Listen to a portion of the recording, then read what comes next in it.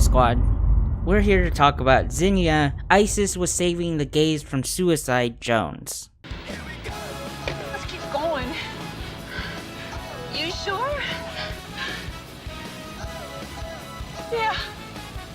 Broken heart parade, and I'm putting my heart out on display. There's no masquerade. Now, I was editing my video on censorship when I noticed Zinnia was talking to this guy named David Musgrove. Now, David Musgrove, according to him, is an old school liberal, so probably closer to me than Zinnia, obviously. And basically, his statement was, prepubescent gender dysphoria children usually resolve after puberty, i.e. most children will conform to their gender identity. And so early lifetime treatment of pre-adolescent children is child abuse. So what Zinnia said is, no, nobody's giving puberty blockers to anyone who hasn't even had puberty yet. And so then a giant argument ensued because I was saying, yes, they do. Here's 11 to 12-year-olds saying, they recommend puberty blockers at 11, okay?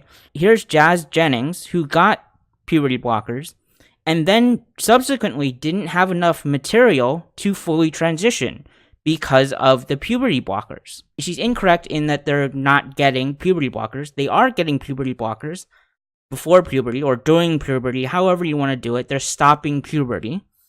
And there's problems with this, as evidenced, case in point. And then on top of that, we got into a little bit of an argument on whether or not children who are diagnosed with gender dysphoria will mostly or mostly not continue to have gender dysphoria. And the problem with that is, I cited a few sources, and then Zinnia cited her own, and I took a look at those, and guess what? While studies have found anywhere from 2 to 27% of children diagnosed with gender dysphoria will persist in feeling dysphoric.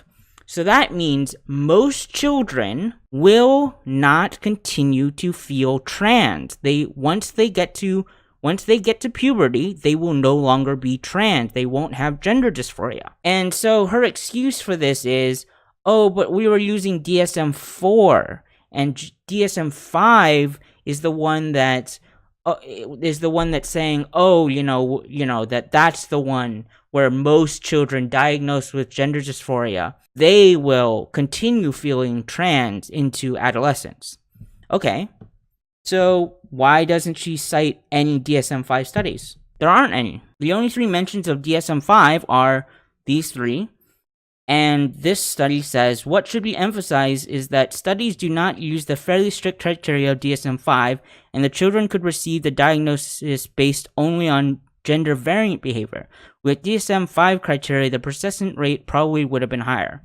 Probably being the key word here, because she doesn't cite any studies using DSM-5 that say a majority of kids diagnosed with gender dysphoria using DSM-5 doesn't state any of these papers that say most will. So her own site, using her own data, says that most children will not continue to be trans or have gender dysphoria.